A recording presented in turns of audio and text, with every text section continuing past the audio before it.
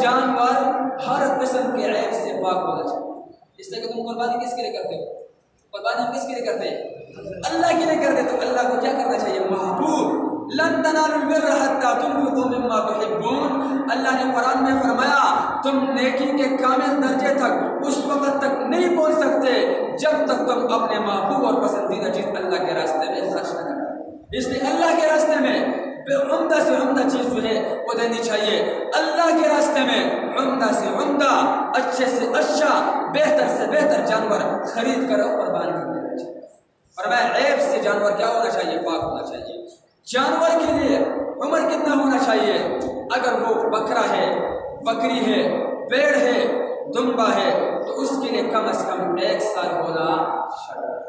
ہاں اگر بھیڑ یا دمبا ہے اور موٹا تازہ فرما ہے 6 مہینے کا بھی ہے لیکن لگتا 1 سال کا ہے تو علماء نے کہا کہ اس کی گنجائش ہے، اس کی آپ قربانی کر سکتے ہیں. اس طرح بھیڑ اور دمبے میں یہ گنجائش ہے. اگر بیل ہے اور گائے ہے تو پھر اس کے لیے کم از کم 2 سال ہونا شرط ہے. اگر کوئی آدمی اونٹ ذبح کر رہا ہے تو اس کے لیے 5 سال کا ہونا ضروری ہے. میرے بھائیوں بعض لوگ دانت دیکھتے ہیں. دانت دیکھنا ضروری نہیں ہے، دانت تو علامت ہے.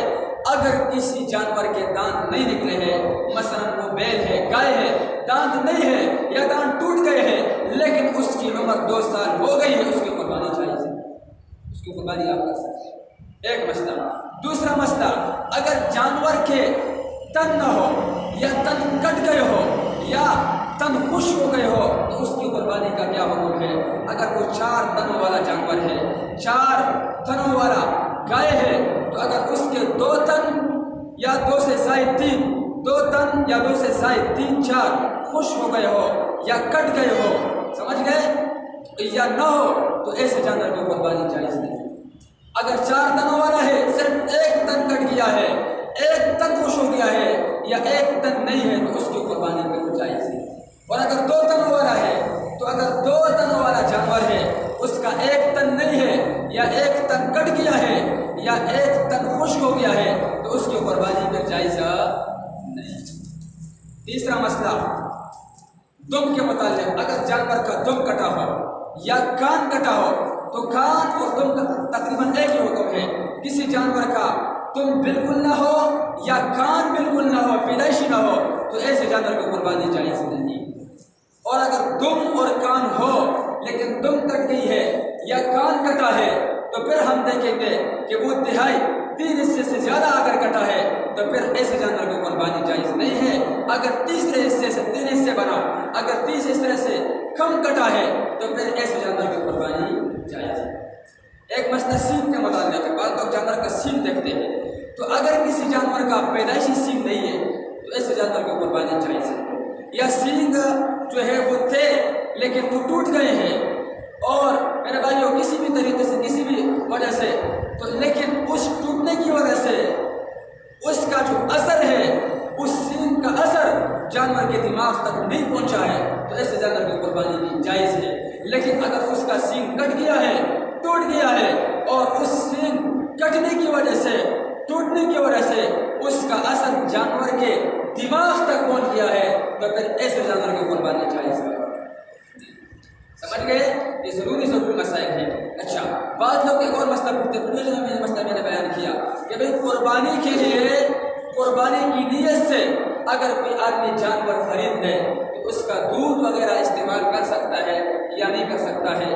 تو اس کے بارے میں حکم یہ ہے کہ جو جانور آپ نے قربانی کی نیت سے خریدا ہے، اگر آپ اس کو گھر میں چارہ کھلا رہے ہو، گھر سے اس کو کھلا رہے ہو، اس کا گزر بسر آپ کے گھر سے ہو رہا ہے تو ایسے جانور کا دودھ آپ استعمال کر سکتے ہو، ایسے جانور سے آپ فائدہ اٹھا سکتے ہو. لیکن اگر کوئی جانور جو ہے باہر کا جو ہے چارہ اگاتا ہے، اس کی زندگی کا گزر بسر باہر سے ہے تو پھر ایسے جانور کے بارے میں علماء کے 2 قول ہے. ایک قول تو یہ ہے کہ ایسے جانور کا دودھ بھی آپ استعمال کر سکتے ہو. دوسرا قول کراہت کا ہے کہ ایسے جانور کے دودھ آپ کے لیے استعمال کرنا، ایسے جانور سے آپ کے لیے فائدہ اٹھانا یہ جائز نہیں ہے، مکروہ ہے. آپ نے اگر استعمال کیا ہے، اس کا دودھ اگر استعمال کیا ہے تو آپ کے لیے حکم ہے کہ آپ اس دودھ کی قیمت صدقہ کرو۔ اگر آپ نے دودھ دویا ہے، دودھ نکالا ہے، آپ اس دودھ کو کیا کر دو؟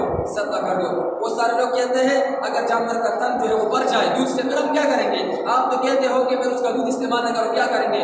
علماء نے کہے یا تو دودھ نکالو، دودھ دو لو، کسی کو صدقہ کر دو، کسی فقیر مسکین کو، اور یا ٹھنڈا پانی لے کر اس کا جو تن ہے اس کو جو ہے اس کے اوپر چمٹے مارو تو اس کا دودھ خود بخود خشک ہو جائے گا۔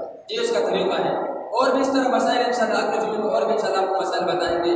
تو یہ جو 10 دن ہے ابھی جو آ رہے ہیں، مہینہ شروع ہونے والا ہے، ہمیں چاہیے ہم ان 10 دنوں میں زیادہ سے زیادہ عبادت کریں۔ کیا کریں؟